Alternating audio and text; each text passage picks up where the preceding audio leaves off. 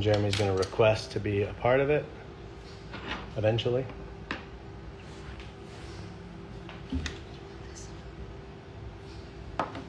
How's everybody doing? Hey. Welcome to this week's live, everybody. I'm really excited about this one today, so we're going to wait for people to join in. I actually have somebody calling in, and before we start, everybody say hey to the great one. Hello, everybody. Kirk Lang, my dad. All right, we're going to get Jeremy to jump on, so hold on. There. 1969 Olds. How's it going? All right. Looks like we have Mr. Landy present. How's it going, Jeremy? I mean, going all right. It's going as good as it is on your side of the camera. Well, it's not. I mean, right now we're just hanging out, but we have some fun stuff planned. So, yes, we're excited. We're excited. So I'm going to hand this over to the great Marianne. I'm going to flip this, and here we go. Here we go. Awesome. So how is everybody doing? Landy, can you see us? I can see. I can see you guys. Great.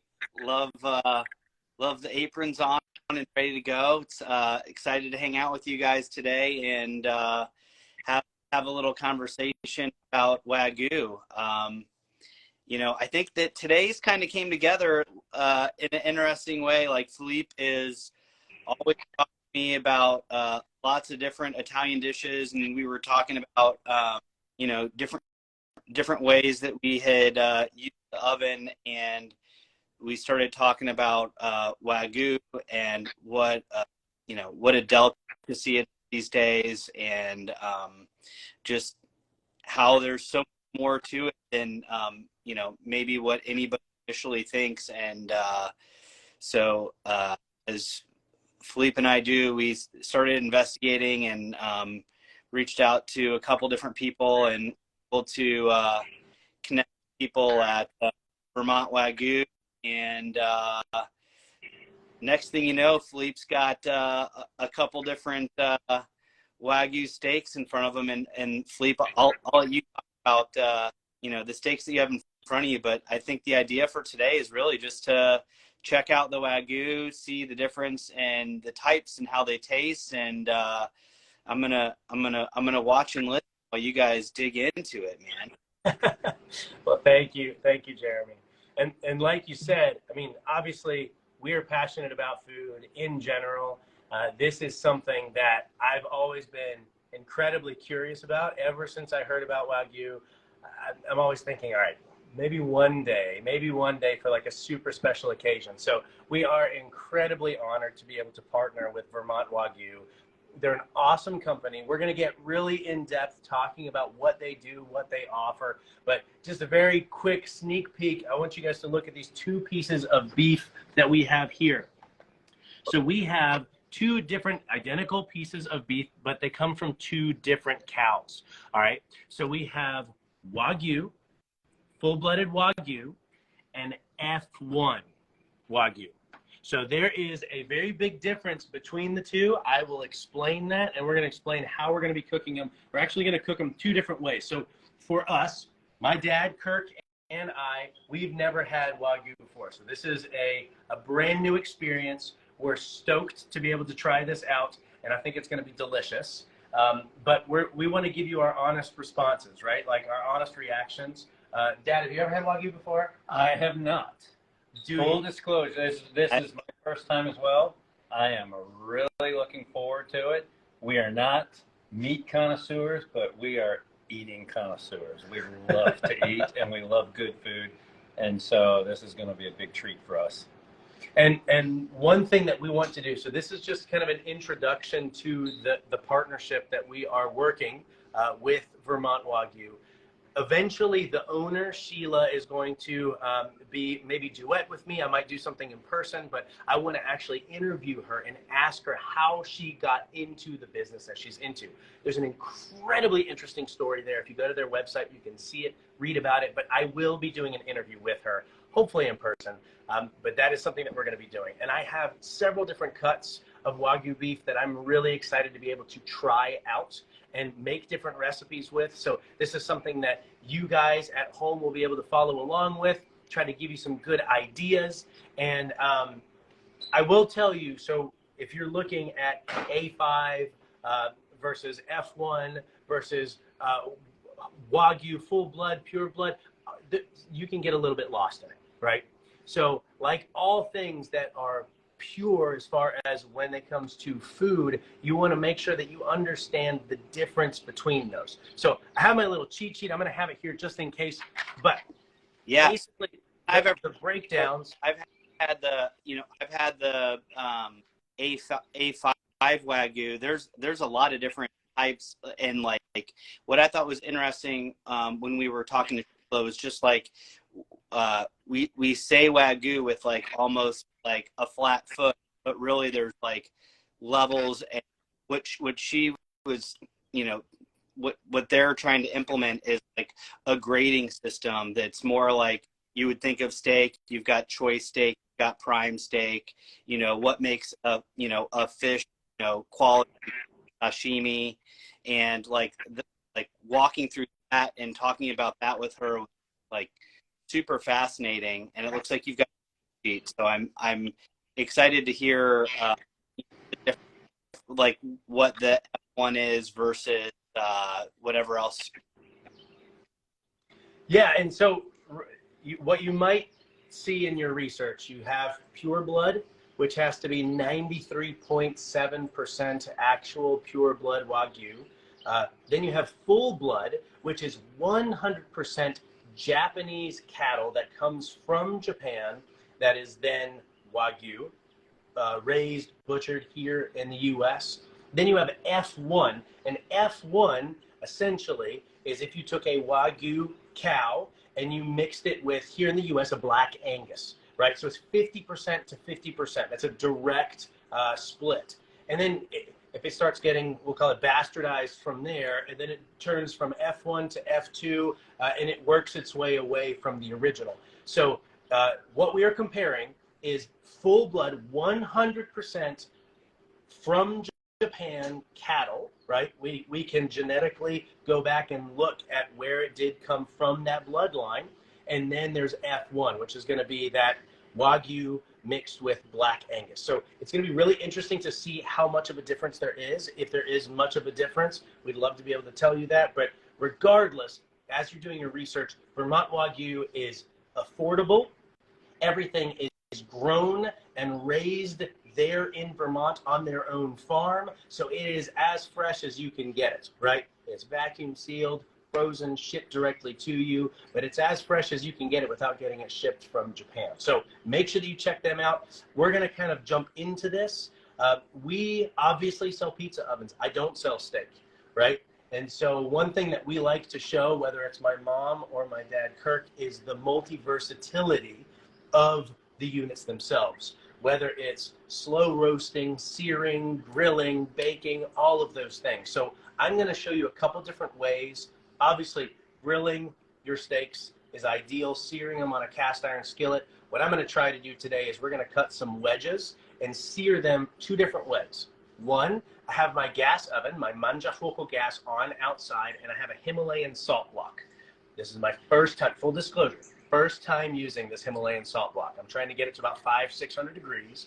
And then we have a cast iron skillet that is also now no longer on the stovetop, but it was right behind me and magically disappeared. So I'm sure it'll reappear. It's in the oven. So it's a magical cast iron skillet, if you will.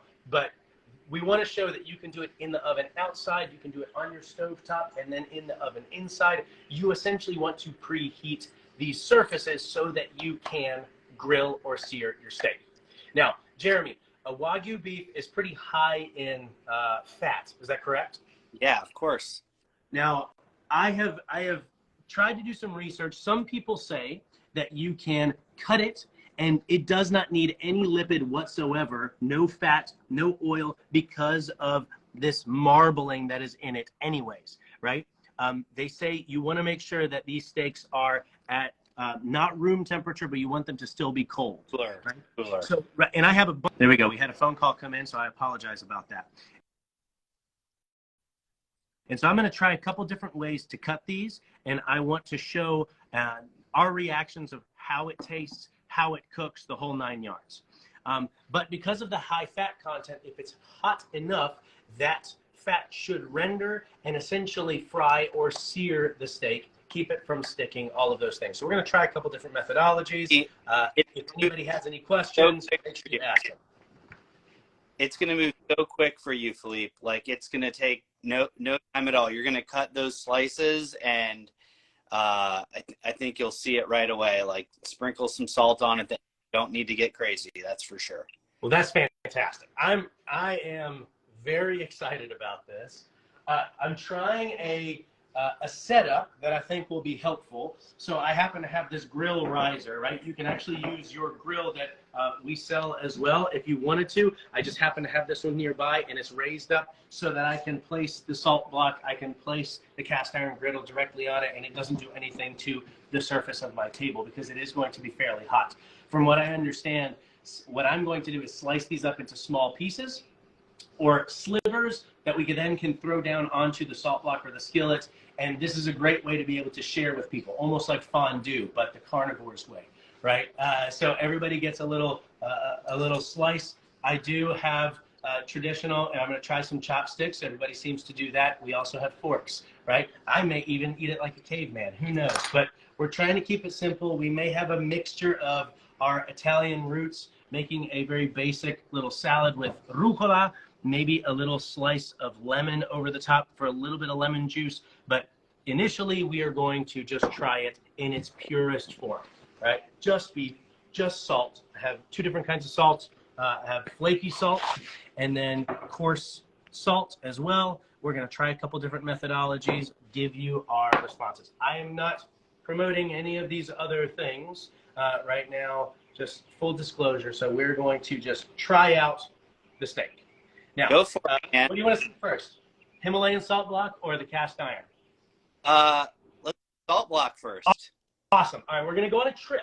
All right, everybody's going to follow me. I'll try to keep my enormous head in the camera so that the rest of the house isn't shown. Don't run into that umbrella. All right, so I have some very, very heavy-duty leather gloves. Mom, if you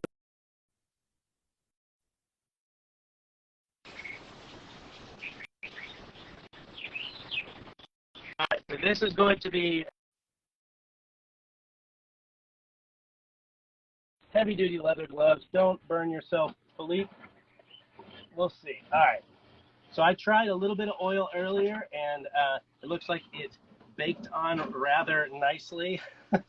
So we're going to bring this very hot stone inside. This is just pure Himalayan salt block. So, How long did you have that salt block in the oven?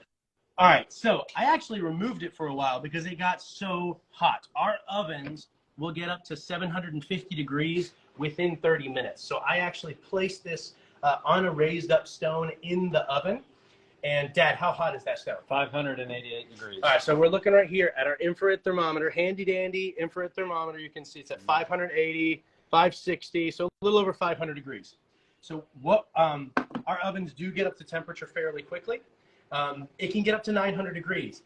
I've never heated up salt block before, so I don't want to overheat it. I didn't want to get it to 900 degrees.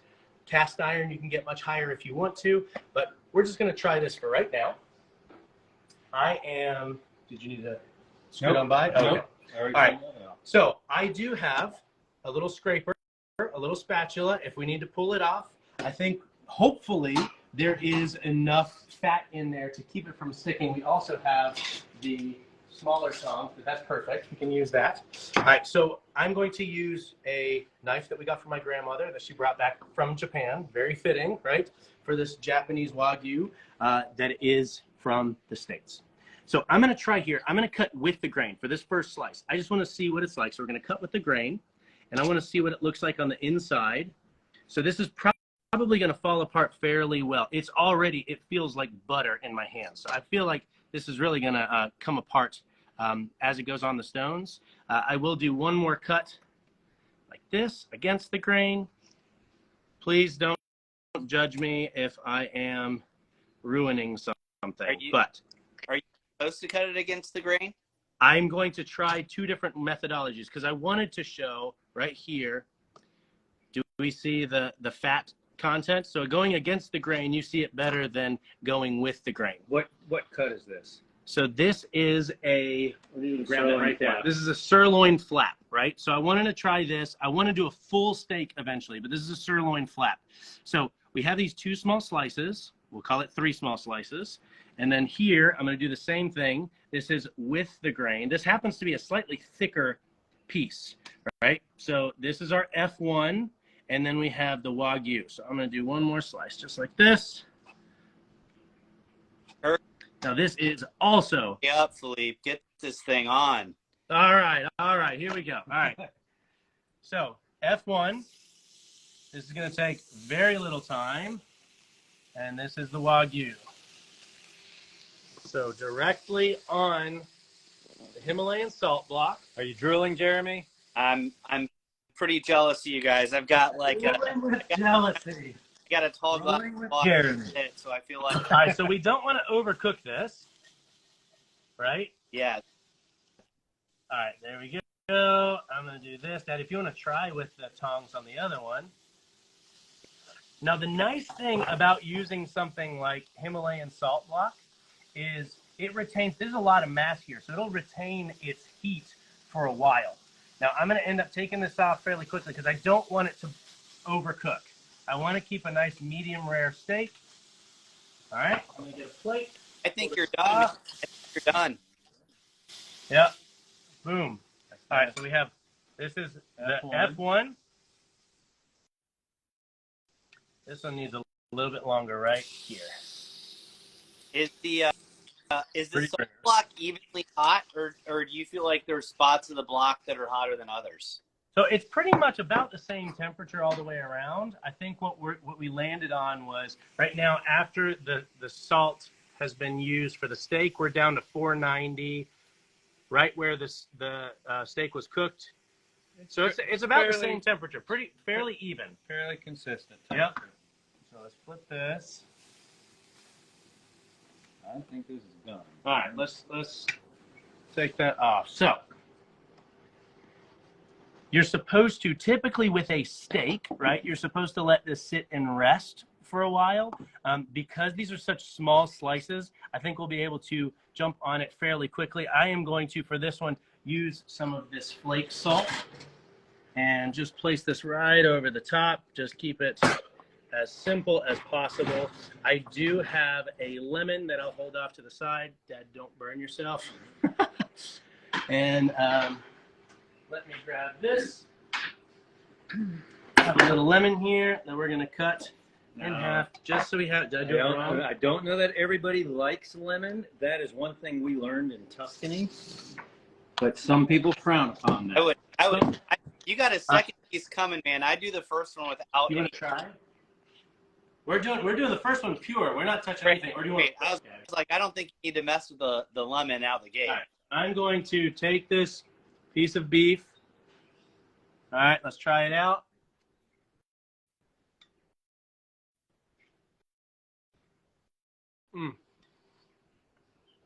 It's its own thing, right? So it's just its own. That was the F1 already. Here we go. That is incredibly soft. It's got so much flavor. Did I put too much salt? No, that's perfect. Like Man, that's amazing. So we started off with. That's incredible. All right, so I'm going to do this. I'm going to take this and actually cut this one in half because it's a little bit thicker. I want to show you guys kind of what it looks like on the inside. So this is probably still a little rare. This one is a little bit more well done. So we have our Wagyu here, and I'm going to try a piece. All right, so we have our Wagyu, fairly rare, which I like rare steak anyways, and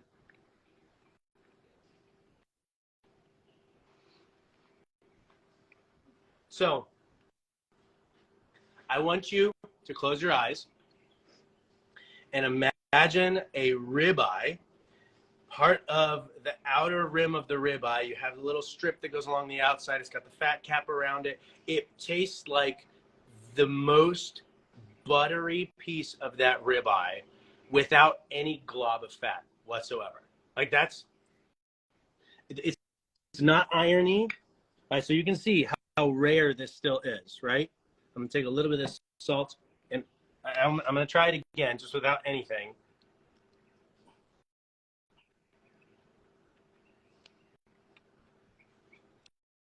Is it just delicious? Like, I can tell you're just like, your brain is calculating all of the wonderful taste. Your head's sweating. I think the veins in my head are gonna start popping out here in a second. That is incredibly good. You're about to cry, I feel like I'm about to cry. I love steak, and I love different cuts of beef. That is fantastic. This is not a ribeye, and you know, part of that is everybody thinks ribeye. Okay, it's fatty. It tastes like I don't want to show ribeye. This is something that normally is very tough or much tougher, right? And this is something that this is amazing. So did you like? I want to cut this again. What was the question? Did you like the American over the F1? All right. So the difference, first of all, is the way that I cut it. Right. So I'm going to cut another one so that it's essentially the exact same. So we have that. So we have our F1. Look how soft the Wagyu is. You want me to get the cast iron out? Yeah, get the cast iron out. So this Wagyu is like incredibly soft, and it's like it's already falling apart. Do you see this? Yeah. I want to put it back in the fridge for a minute. I need to. This is what I'm going to do. I'm going to cut another slice. I'm going a little bit thicker this time, so that we have essentially the same thickness between the two.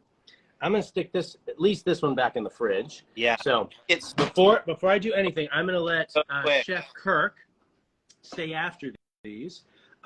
Once again, unadulterated steak, no salt, no oil, nothing. We're going to go straight down on, hold on, let's check the temperature. Check of the cast iron. What's the temperature of the cast iron? 450. All right, so we're looking at about 450 degrees. This is our F1, and then the Wagyu. I'm going to put it right here. And here's one more piece of F1 for good measure. That American, is it American Wagyu is what it is, right? I think Jeremy's asking, is this American Wagyu? Yeah, so both of these are, this is actual full-blood Wagyu, meaning this is from Japan. This is a Japanese cow imported from Japan, raised in North America. So this is not there's a lot of Wagyu that's out there that you find in most of your grocery stores that is non-marked, that is pure blood, right? Which is that 97% or 93, hold on a second, 93.75% pure Japanese Wagyu. Dad, you might want to use this. This came off really well. So this though is unique because it is that true pure Wagyu. It just happens to be raised in North America. Now, I think Vermont Wagyu is one of the only ones that has like this true pure North America grown Japanese cow like this. But regardless, you can purchase something for far more that is imported or not of the same caliber, or you can get something that is, in all honesty, very affordable. Like their Wagyu prices are incredibly affordable for something that is actually grown, raised, not grown, you don't grow cows, raised, butchered, packaged, and sold right out of the good old US of A. But this is about as close to Japan as you can get in North America for Japanese Wagyu. So once again, we have our F1, and then we have our Wagyu. Now, I'm going to stick these back in the fridge. Jeremy, do you have any more other questions for my dad real quick? Kirk, I'm curious to hear between different types that you just tried, which one did you prefer? To be honest with you, Jeremy, they were both incredibly good. The boy, the 100% pure Wagyu is, like Philippe said, it is just buttery. It's absolutely incredible. Yeah. Like with the few times that I've had it, it's almost been like served. Like I mean, they both have incredible flavor. I mean, I can't believe this is sirloin that we're eating. Yeah. Because it's unlike any other sirloin I've ever eaten. And I would say for me, flavor-wise, Jeremy, because I try to break things down, like my brain breaks them down by flavor. I think the F1 has more of a beefiness, and I know maybe that's a bad description, but you know, some beef is very beefy. It's almost like there's the iron component that you can taste, that beefiness, versus the butteriness of the rendered fat. And that's where the ratio of that beefiness is higher in the F1 than it is in the Wagyu, just in my personal opinion. I think if I tasted them, these are cut very similarly now. And so I think this is going to be really interesting to try them side by side. I would say for any like doing it at home, that I feel like keeping it in the oven, closer to the oven, so you can get like a true sear. I can tell that like you're not getting like the true that skillet is losing temperature quick. It's losing it very quickly. Yes, you're right. And I think the salt block would retain it better. I'm actually curious to see how hot the salt block still is.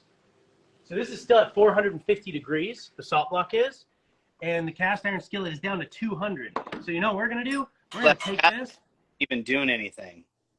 It's not doing anything at this point. Exactly.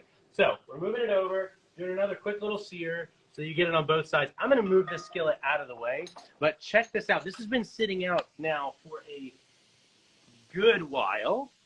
This side was actually already seared fairly well, so I'm going to flip this so we can see.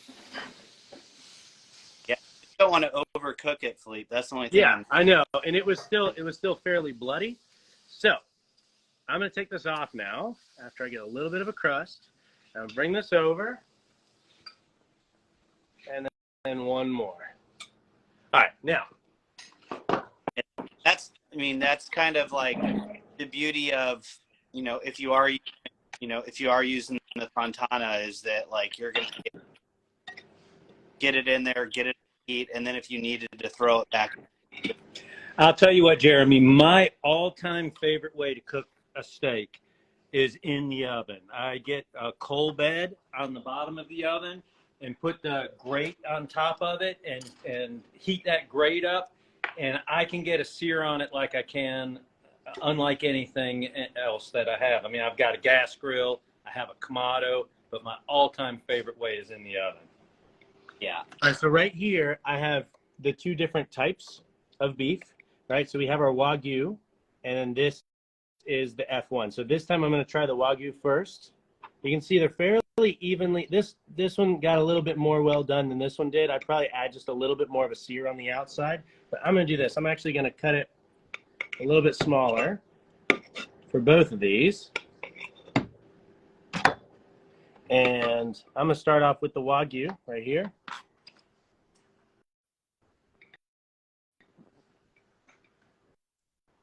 Once again, that is crazy how much this sirloin tastes like a ribeye.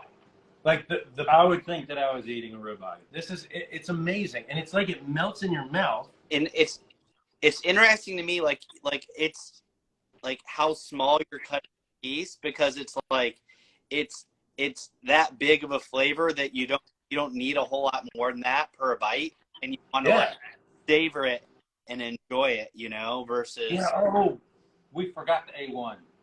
Yeah. Oh, it's next to the ketchup. It's over here. Do not put anything on this steak. Please don't put anything on the steak.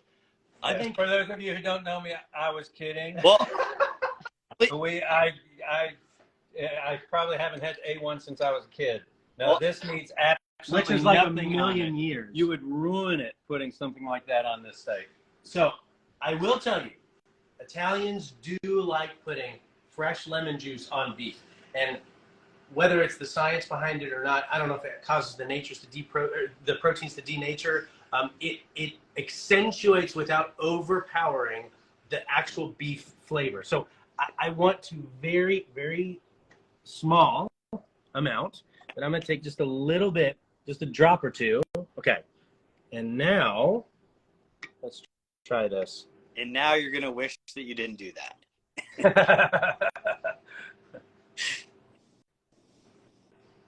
So you would think so. So by putting the smallest amount of lemon juice on it, it does not taste like lemon. Like it's not lemony at all. It really does bring, and what's nice about using lemon like this, you don't need to cover it. You're not marinating the entire steak. Every single piece is not covered by it. This just adds, you can per bite just put a teeny little squeeze. And I would encourage anybody who's trying this, okay, try it. I would do that before adding truffle oil to the top, or I would do that before adding cheese to the steak. A lot of people put cheese on top of it. What? Yeah, like, man, I think you just Parmesan, ruined your credibility. or butter. Like people, I would say putting it in butter or with a bunch of different spices, you lose the beauty of this meat. So did you? Oh, I think one of the frustrations we have, not being connoisseurs, but one of the frustrations we have is when we go to a restaurant and they cover it with any type of sauce. If you have good beef, you want to taste the beef. Okay, you guys can leave. I'm just going to keep eating this and Hey, it's enjoy this for the rest of the day. frustrating being on this side of the camera. You're like, oh my God, best thing I've ever had in my life. Incredible. Oh, try it with salt. Try it with lemon. Try it on a salt block. Okay. Now, what I'll tell you, so we're speaking a lot about this beef. This beef is fantastic. And honestly, both of them are absolutely delicious. It is better than any of the on sale steaks that I buy in the grocery store. Just kidding. But the ability of this cut of beef to essentially replicate, to act like a beautiful ribeye in such a small piece of meat is fantastic. Like, I love this. Sheila, you have ruined me. I don't know what I'm going to do now. I can't just buy steak, but there are so many different ways that you can make this. You could sear this in the oven. You could make sandwiches. You could make a beautiful schiacciata, right? Rolling out dough, adding olive oil and salt, a good focaccia. Make that in your oven. You have it from dough left over from the day before, after you did your pizza party. We make a lot of schiacciatas, literally squished, just leftover dough, cooked at a little bit of a lower temperature, olive oil and salt, and it becomes like this perfect bread that you could make an amazing sandwich with. Take a piece of steak like this, just put it maybe with a bed of fresh arugula, right? Something that is simple, that's peppery, that doesn't overpower the beefiness of the steak, but helps complement it. There's so many different ways to be able to prep this without overcooking it. Please don't use this to make a stew. Don't overpower it with a bunch of different sauces. But we're going to, over the next couple months, try out several different recipes on how to use this beef within our oven. What were you going to say, Jeremy? No, I mean, I don't even think you need, I think anybody that's spending that kind of money on a cut knows that it's to, be treated with care. I don't think that you have to worry about that. But this has been super fun. I'm going to hop here. I'll let you wrap up, but this has been great. Watching you eat food. Next time, I think we should do it the other way around. That sounds great to me, man. That sounds great to me. Or we do it in person next time, which would also be fun. That sounds great. Maybe we can plan on something. All right. Sounds good. Take care. Jeremy. Now, guys, as he's signing off, one thing that we want to talk about and we want you to come home with today is there is a difference between the label of a product, right? Wagyu style, whether it's F1, different grades, just like there are different layers of made in Italy, right? There are some products that are out there that are designed and engineered in Italy, but are not made in Italy. There are products that are made in Italy, but they are assembled from Chinese components or other worse components and assembled there, or assembled in the States. So what we like is being able to offer something that is transparent, that is simple, that is, I would say, even pure, right? What we offer is the best of the best. When it comes to products that are made in Italy, nobody touches Fontana. They take extreme care on making everything themselves, making it in their own warehouse.